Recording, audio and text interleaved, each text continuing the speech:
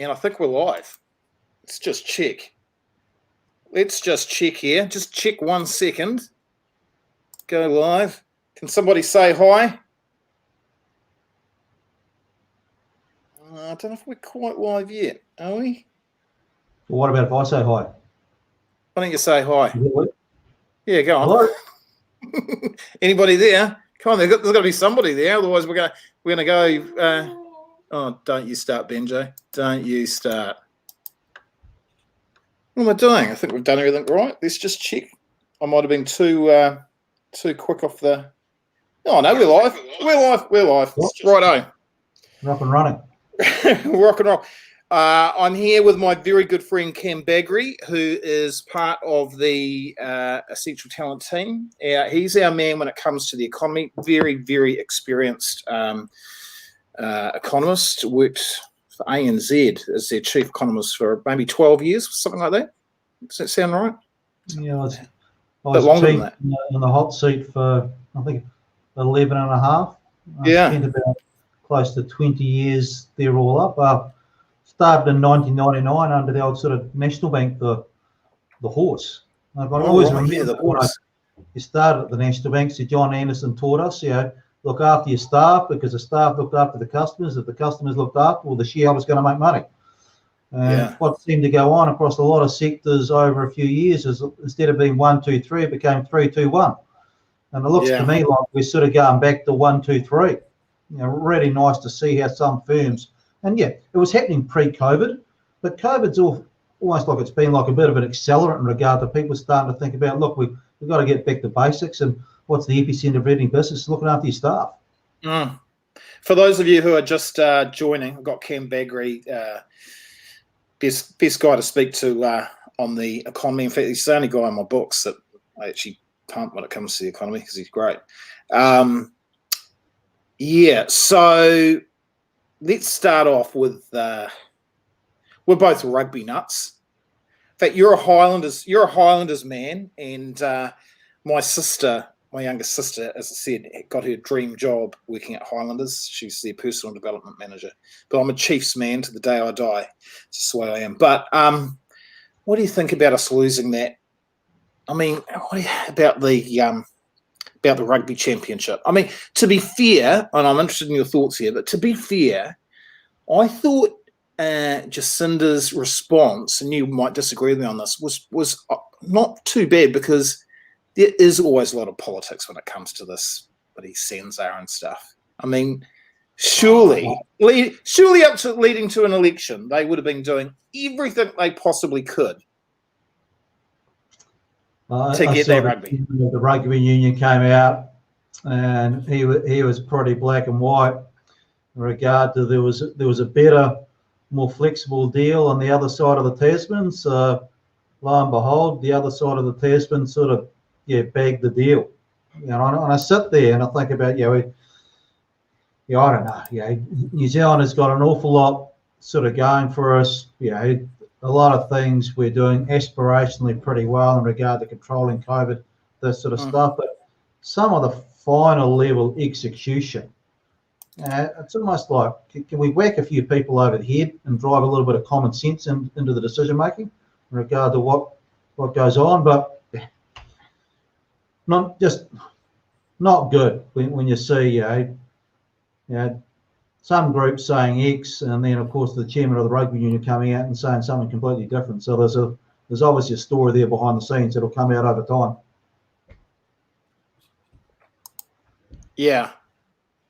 No, it's are we being too cautious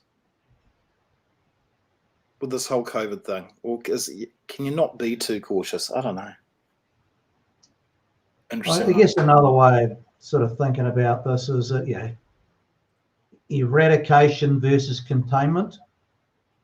And New Zealand is pretty well in the eradication camp, which you can sort of understand because we've got natural borders. Like we're a country mile away from anybody else. So if anybody's got a chance to eradicate this thing, it's certainly going to be us. But look, we had round one of eradication, and the goddamn thing came back. I sit there, and the way I think about it, this is like it's a little bit like controlling the flow of drugs.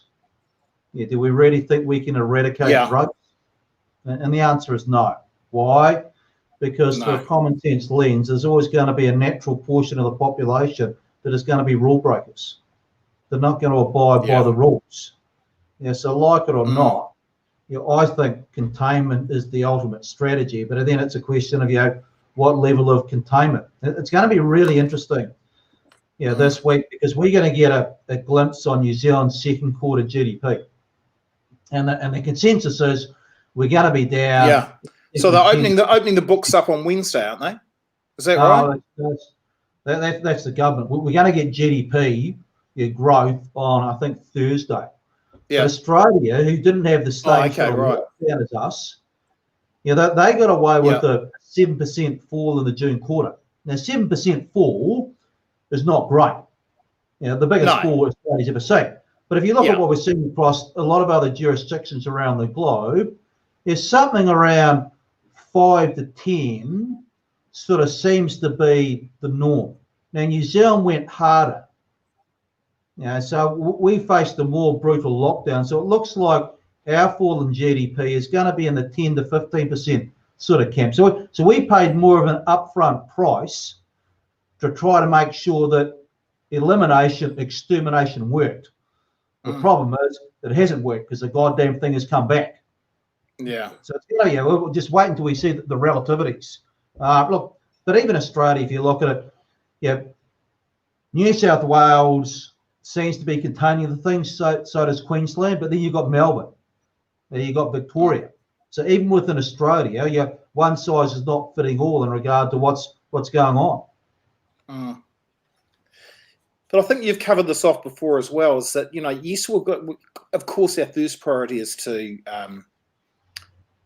make sure that we're all sweet here in New Zealand. But, we actually need the whole bloody world to, I mean, the US is just, what's happening there with it? And Trump's logic, I mean, he's having a fundraiser, albeit in an area where they've only had 8 cases, but they were showing footage today, about 5,000 people all queuing up, and about 5 of them were wearing masks. It's just crazy. Yeah, you've got all these different approaches around the globe. At one extreme, you've got some, you've seen some incredible success in countries such as Taiwan, China as well. But these are countries where, look, when the big head honcho says, right? This is sort of how things stand. It doesn't quite work like that in some of these Western sort of countries. So there's always going to be a portion of society that's going to push back, and some of the stuff I'm hearing on talkback radio, so-called experts, well, this thing is an absolute moving feast in regard to what's going on, and whether the virus is going to start to mutate, and look, who knows? My own personal view is that this is going to be a long, drawn-out slog. I sort of characterise what we're going through at the moment. It's like the 4th round of a 15-round boxing match. So we've still got a wee way to go. And this is a health pandemic, so it's something fundamentally different to what we've been used to. But I just remember 87 to 1991. And what was one of the lessons of 87 to 1991, apart from me being 17 years old and hunting equities and actually having no idea what I was doing, but by hell, I learned an awful lot, dusted an awful lot of cash. But by hell, it was fun. The lesson on that was it takes an awful long time for the crap to come out. Yeah. Do you know what I reckon?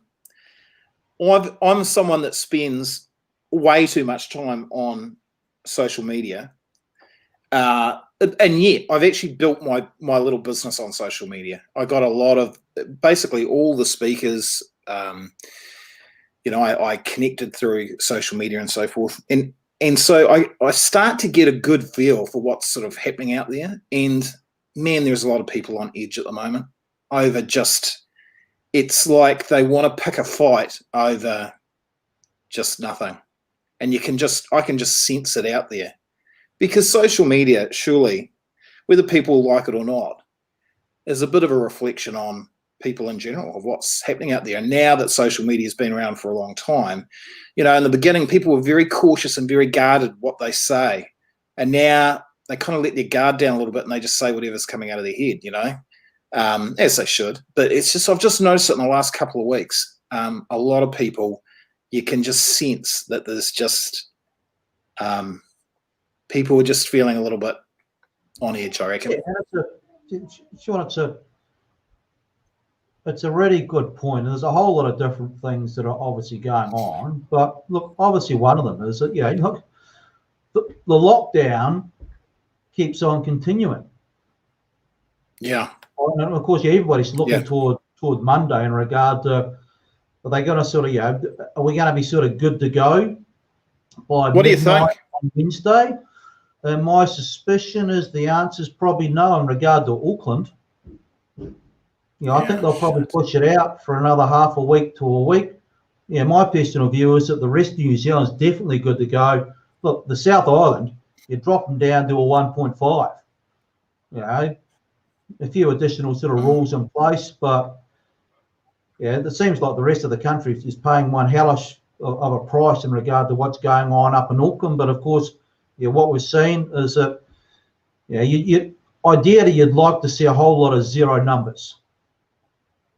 Now we're getting close to zero numbers, but they're not zero, and there's still a whole lot of questions out there. No. But going back to what you were saying about talkback radio, it is interesting what some people choose to say in there. Because I guess people, they gravitate to, how does this affect me? How does this affect my family? And I heard this guy on the other day, and he was going, you know what we should do? I don't know what is so why people don't understand this.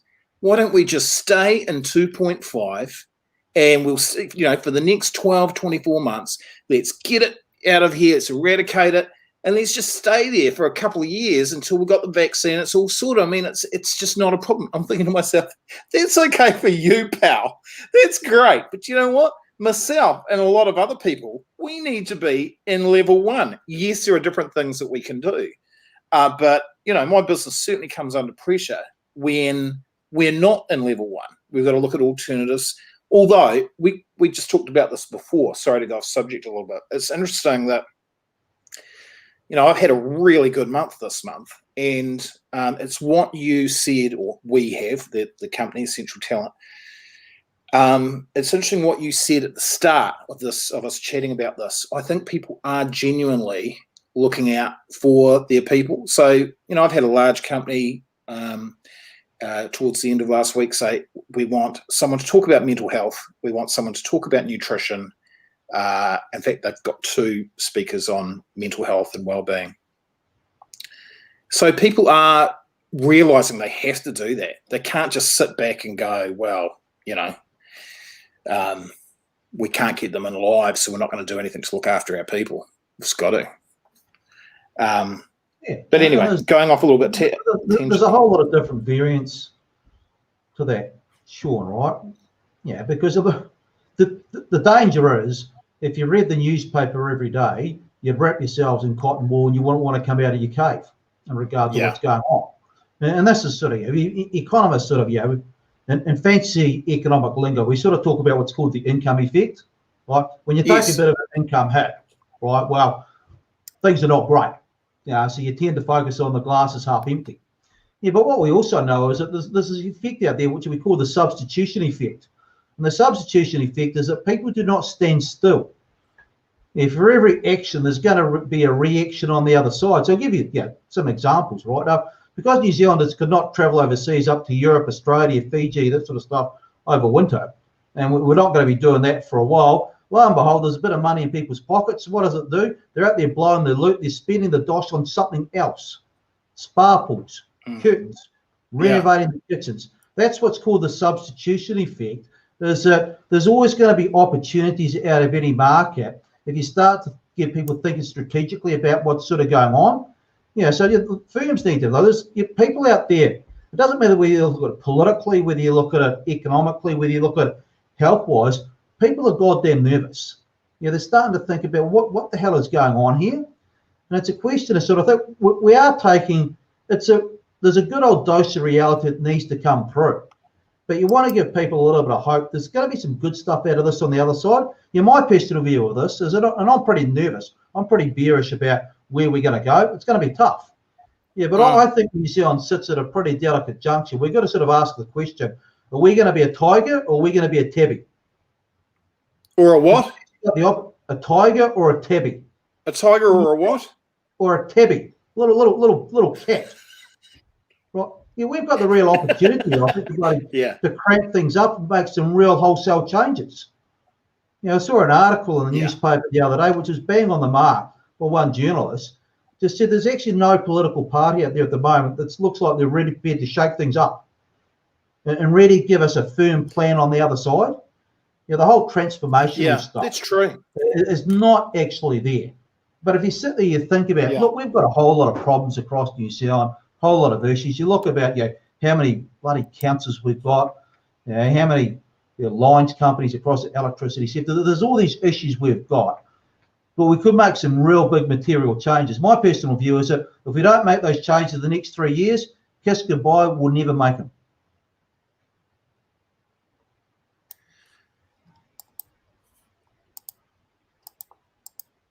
What the hell? Sorry about that. There's a bit of delay there. It was like, what the hell's going on? You're in fine form tonight. So housing, still another boomer of a month. Thoughts on that? Yeah, off to the races again. Following up for what we saw in June and July. And the economic fraternity, myself included, need to put up this sort of hand in regard to, well, I wouldn't say we're exactly wrong, but we've been wide of the mark. I don't think anybody expected the market to rebound like it did over those months. My own personal view is that if you think about the long game as opposed to the short game, the market's still going to come under pressure over the next, but it's a 12 to 24 month view. Awful lot of Kiwis rushing home in the 12 months to March has obviously driven the market. Interest rates coming down, loan to value ratio restrictions, first home buyers getting up there. But if I have a look, migration in the 3 months to June was 1,000 people. Right, and in the 3 months in the March quarter, it was 33,000. So that 33,000, they couldn't buy a house over, well, they could, if they couldn't actually inspect it. They couldn't really buy over April, May. So boy, they're out there hitting the market over June, July, and August. But what we're seeing now in regard to the migration numbers, we're interested to see what the numbers look like back half of this year. Interest rates are still making the market look real attractive as well. But we know that banks are tightening up the availability of credit. They're asking a lot more questions. Unemployment is still moving up, but fair cop. Right? I've been helplessly surprised at how strong the market has been. It's actually people are now starting to question who's getting the benefit of lower interest rates, because it doesn't seem to be Main Street, because unemployment is still moving up. Whereas if you own a house, you're on that property ladder, you're doing helplessly well. So ironically, it's widening income inequality. So we're going to see a little bit of debate more about that over the coming 6 months as well. Hey, I'm interested to get your thoughts on this tax policy as well, because, I've got to say this. I have to get this off my system, out of my system. I've got mates from all walks of life. I've got mates who are staunch on the right and mates that are staunch on the left, as you will as well, and people that are incredibly rich and people that are incredibly poor, and their friendship means the same to me regardless of what they earn. But something that does frustrate me at times is when I hear, and this happens a lot in New Zealand, kind of bashing people that are earning over that 180k mark. And why it frustrates me is that I'm not saying that we shouldn't have higher tax for people that earn more than that. I'm not saying that at all. I'm just saying I'm just saying the attitude towards it, because I know there are many people in my life that earn well over $180,000 that, guess what, haven't always done that, have risked their houses or their savings to start a business, to employ people, and now they're earning really good money. But it frustrates me at times when people have, it's like they're an easy target. It's like, I don't know. I had to say that. I had to get that off my chest. Yeah, I guess Sean, there's a whole lot of issues here, right? So if you step aside from the announcement this week and you sit there and you think about the level of income at which the top marginal tax rate, which was 33 cents in the dollar, kicked in, and it kicked in around 70,000, is just blatantly absurd. To think that you're a high income earner at that sort of level is blatantly ridiculous. Now, the flip side of this... What do you mean by that? Go on. What do you mean by that? I don't consider that income wealthy New Zealand. Yeah. At all. But there is the flip side, right? Is you want lower taxes to be encouraging people to get out there and, as you said, earn a buck, take some risk, and if you earn more, you're going to keep more of your money. Unfortunately, the tax system doesn't work like that. It's what's called a progressive tax system. So the more you earn, the more you're going to pay. But if I have a look at the announcement that's come out this week, well, I gave it a little bit of a yawn. I don't think it was surprising at all. I think to most of those sort of people that if you're in that high income sort of bracket, you probably think, well, you'll be sitting there thinking, dodged a bullet here, because there's going to be no wealth tax, no death duty, that sort of thing. So, boy, if I've got to pay an extra sort of 6 cents, not a problem. So from a fairness point of view, I still think there's a fundamental issue here within the tax system, but you got to balance that against the economic incentives as well. Look, in a perfect world, we would have lower income tax rates, we'd have higher GST, and we'd have a capital gains tax, wouldn't we? We would.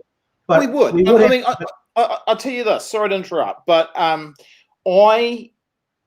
this is probably one of the lowest ranking parties, is the Opportunities Party. Now, the weird thing is, how you do those tests to find out what party you should be actually voting for, your beliefs. It's ended up that I should be voting for the Opportunities Party for the last 2 elections. And look, this would hurt me personally, but I think they've got a point. There should actually be a capital gains tax. There should be. And then there should be a lower income tax, surely. Yeah, absolutely. Take out GST as well. You make it a streamlined tax system. Unfortunately, there'll probably be a few accountants that would find themselves out of work because there'll be less of an economic incentive to work the system, so to speak. True. Back to what happened sort of this week, you're going to see an awful lot of people are going to shove their income through trusts. Yeah. Right. So it's not going to get paid. They've got the mechanisms. The mechanisms are already in place. So there's going to be a whole lot of dodging that goes on. So what happened out of this? It's a step in the right direction. But if I step back and look at we're going to be looking towards Wednesday, Sean, because Wednesday is the pre-election economic and fiscal update, which sort of opens up the state of the books. Yeah. And the state of the books is probably not going to be too dissimilar to what we saw in the budget, but with a couple of tweaks. One of the tweaks is going to be the fiscal position in the near term is going to be better, or should we say less bad, because the economic hit has been less poor, but the recovery is going to be a lot more gradual. So what does that mean? Yeah. It's going to take a bit longer for the economy to kick up and tax revenue to come back. So ultimately, 4 years out, we're going to see bigger deficits, smaller deficits in the near term, but bigger deficits 3 to 4 years out. Now that means ultimately, I think there's going to be more pressure to have more conversations about raising taxes down the track. Yeah. And what we're seeing this week, was the first sort of nudge step, Yeah. Or could we call tiptoe in that sort of direction? Yeah. I think you're right. Well, you are right, I'm sure. So tell me this. I made a note of this. Gross domestic product growth figures. No, sorry, we've done that. Can you explain to me the income effect versus the substitution effect? I think we've probably talked about this, but I'll repeat it. Have we? Have we done that? Yeah, but the income effect is that less income, you spend less. Yeah. Right? But the substitution effect is that, well, hang on.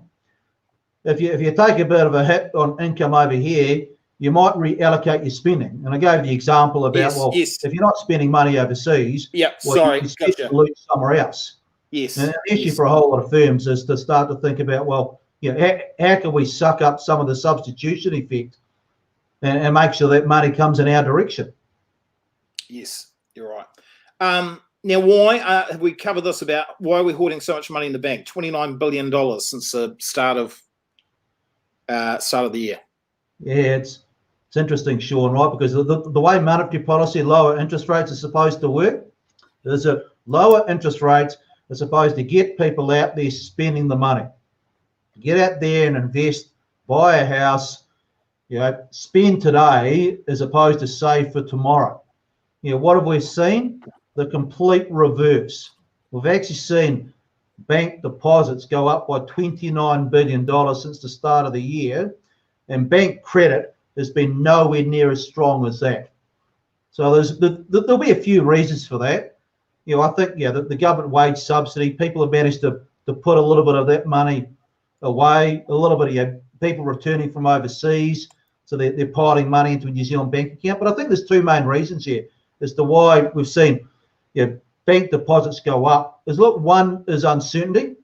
Look, people are nervous. They actually don't know what to do with their cash. So if you don't know what to do with your cash, you just sit on the thing. It becomes about liquidity. Yes, if I have a look at your savings balances or transactional balances across, doesn't matter whether you look at your consumers, you look at households, or you look at the business sector, local authorities, not-for-profit enterprises, everybody's transactional and savings balances are going up, which basically tells me they're hoarding liquidity. They're thinking, just in case the things goes really pear-shaped, we want to make sure we've got this sort of pool of cash available that we can tap into if things get hellishly hard. The other thing is that when people are nervous, they don't invest. So firms are not investing. So if you talk to the big firms, the NZX, these sort of things, their 5-year investment plans, they're just parking them all. So instead of getting out there and deploying capital, they're sitting there and they're looking at focusing on strengthening up their balance sheet. Yeah. But in the meantime, you want access to liquidity. And there's a real issue here because the Reserve Bank is pretty keen on that money getting redeployed into the general economy. The problem is that what they're doing is that they're stimulating asset prices, but because people are nervous, they're not stimulating the real economy. And of course, the real economy is what drives jobs. And what we're seeing at the moment, once again, we've got that mismatch between Main Street versus Wall Street. Wall Street's going pretty damn well, although, to be fair, stepping back in the past week, we started to see equity volatility start to pick up an awful lot. The tech stocks have come under pressure, but generally speaking, Wall Street housing equities are still high, whereas if you look at the Main Street stuff, unemployment, it's still moving up. A mate of mine, Travis Field, who's a top bloke, and he absolutely loves this show, and it's a big fan. He says, I'm in hospo and I've observed the public being more cautious with this move in COVID levels. Is that being seen in the data? I mean, as you said previously, there are, and I've got mates who own different businesses outside hospo, which are seriously, they're earning some bloody good money because people are going, well, why don't I go and do this and spend the money this way? But is that getting, hospo must still be, how about hospo and tourism? How are they faring? Oh, they're suffering. Yeah. Right. So if I have a look at some of the Paymark spending data, some of the stuff we're seeing out of some parts of Auckland, this is worse than what it was when Auckland was at level 3, level 4. Yeah. But what we're also seeing is a pretty strong substitution effects. So instead of spending money in the CBD, people are spending money out in the suburbs. Why do you think that is? Well, because you're not going into town to work. You're working from home. Yeah, of course. Yeah. You're still going out for lunch, or you're going out and catching up with someone. So once again, this is an example here about there can be challenges. So Auckland CBD is obviously really, really challenged, right? And it's going to take a long time to come out the other side. But certain other areas of Auckland are actually going pretty well because your money's just been it's been siphoned into other parts or other areas. Yeah. Interesting. How do you reckon Queenstown's going? Because just about everybody I know is going, oh yeah, we're heading off to Queenstown this weekend. Like, is that local stuff? And these are mates of mine that probably, some of them never actually really been to Queenstown, but they're going. So I think part of that is that everyone has to get out of Auckland. 2.5. So, yeah, true. But like, you're on a plane. As Queenstown, what kind of how are they performing? Sort of say how would they be going the last couple of months compared to year on year kind of thing previous? Like half, third of what they're doing? They're getting absolutely smoked. But Queenstown, I think, will get a pretty good school holiday period. Yeah. Just like what happened in July. So people are going to rush down, and I'd expect the ski fields will try to stay open as long as they can because they know they're going to get that sort of run. But it's the peaks and the troughs. Yeah. And over the weekends they're going okay. Yeah. Are property prices holding? Sorry? Are property prices holding in Queenstown? Yeah. The RNZ data that came out the other day that actually had Queenstown down 7.3% in the month. Now, I don't think Queenstown was down 7.3% or something in the month. And it was up about 7% the prior month. So what we're seeing is an awful lot of volatility in the data. But the market in Queenstown is definitely easing. But you're going to see an awful lot of people are going to be eyeing up some opportunities in Queenstown as well. Yeah, that's right. Queenstown, I think, is going to take a long time to recover. You just got to look at some of the anecdotes, some of the little things that you see. And Air New Zealand came out the other day, and what did they say? They're going to be parking out some of those 777s until September 2021. Till when? September 2021. Oh, I thought you said 41. I thought, what the hell?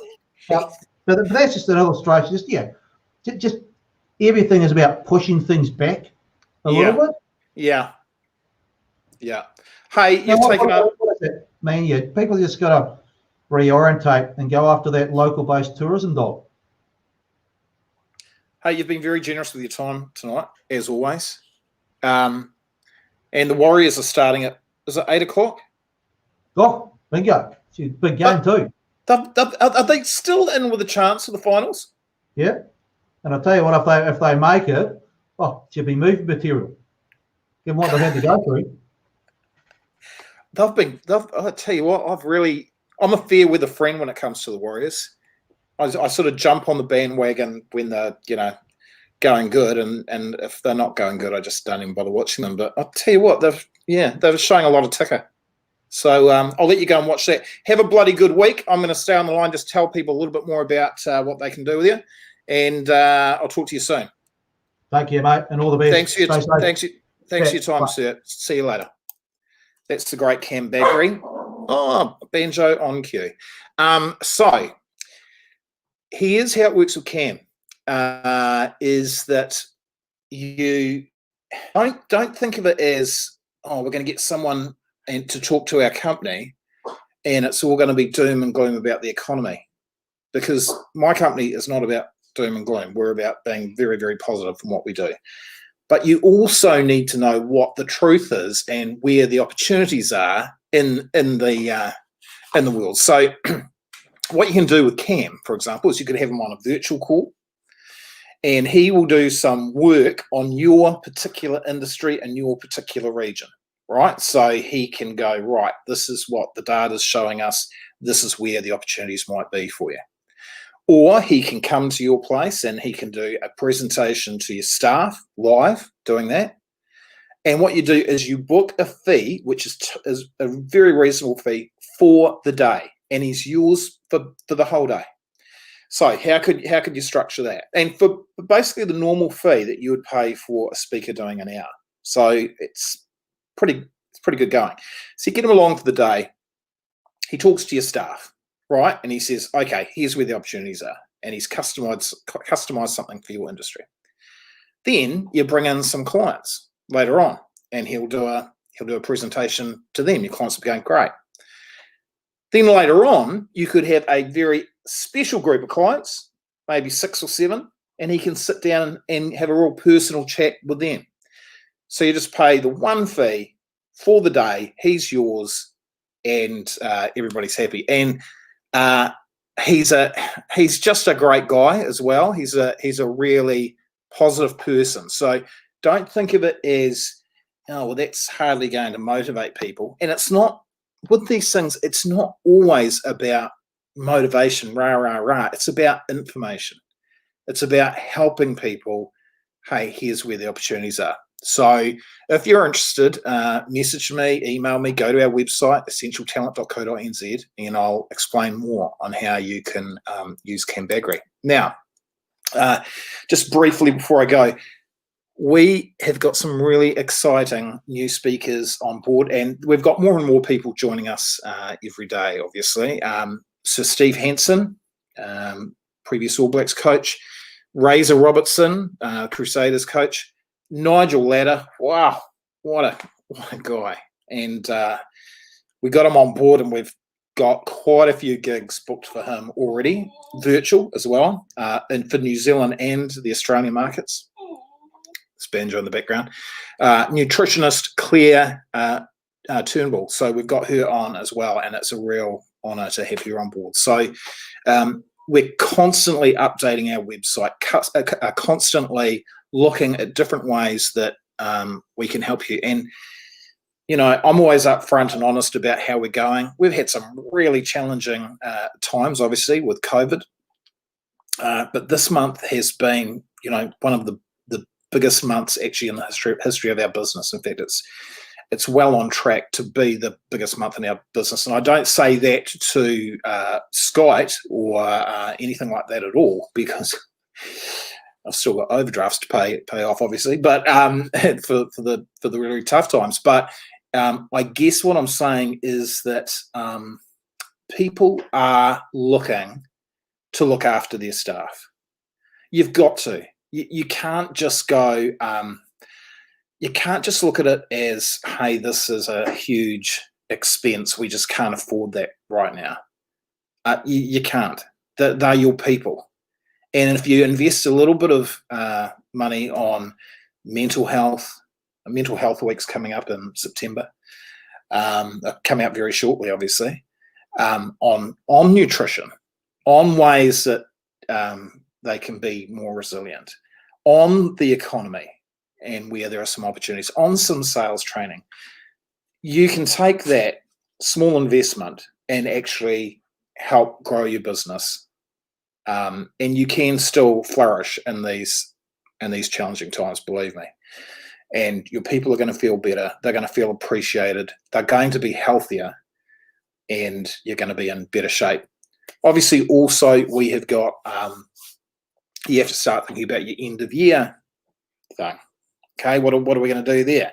Well, we've got a whole lot of different entertainment opportunities. We've got the best stand-up comedians in New Zealand. We've got bands. We've got, you name it, got the whole lot. So that's a little spiel. That's a little sell from old Shawnee boy tonight. I hope you enjoyed it. Yeah, and keep going. Keep being positive. Keep working hard. Got to work hard. Got to work differently. And be really positive. And, you know, as Cam says, and that's what I like about Cameron, is that, you know, this is Banjo. Let's just put it this way. Banjo is trying to make love to the cushion, which is very, very disturbing. You know, look at different ways of doing stuff. Think outside the square. Often people are just running around like mad-ass flies, hoping that that is going to solve the world's problems. And what I've learnt at the ripe old age of 49, and I'm in a few days, is that you just need to just chill and go and think it through and go, where are the opportunities? What can we do differently? There's the rant. I'm just starting to like the sound of my own voice now, and people are leaving, and with good reason. Go the Warriors. Have a great week. Be cool. Be good. And I'll talk to you soon. Bye.